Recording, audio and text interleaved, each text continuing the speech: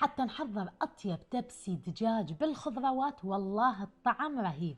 أول شغلة نجيب قطع الدجاج، أنا شلت الجلد الصراحة حتى ما يكون بيه دهون ويكون صحي أكثر، فشلت الجلد مالتنا. وحدي أجيب هنا اللي هي ملح الخضار، ملح الليمون، ورق الغار، الهيل، الكمون، الكاري، الكركم.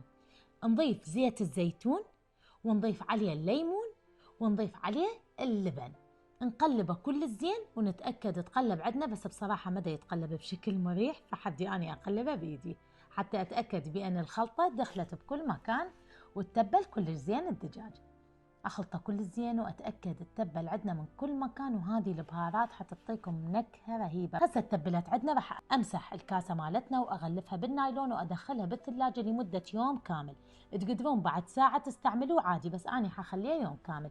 وهسه قعدنا الصبح، جبت الجزر والبوتيتا والثوم مثل ما انتم دا تشوفون، والبصل. اجيب التبسي اضيف عليها زيت الزيتون واوزع هذه الخضره، وتقدرون تشكلوها انتم وتقسموها باي شكل انتم تحبوا. انا قسمتها بهذا الشكل. اوزعها كل زين وابدي ارش عليها رشه من الملح خفيفه حتى تعطينا نكهه طيبه.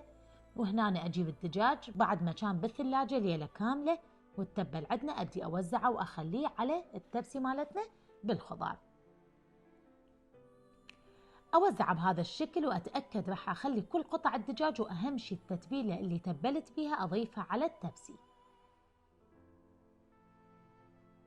راح أجيب ورق الزبدة أنقعه بالمي، وبعدها راح أغلف بيه التبسي مالتنا. وأهم شي تنقعوه حتى يعطينا طراوة للدجاج ويطلع الدجاج مطبوخ بطريقة رهيبة. أغلفه كل زين بالفويل وأدخله بالفرن على درجة حرارة 200، وأتركه إلى أن يستوي عندنا.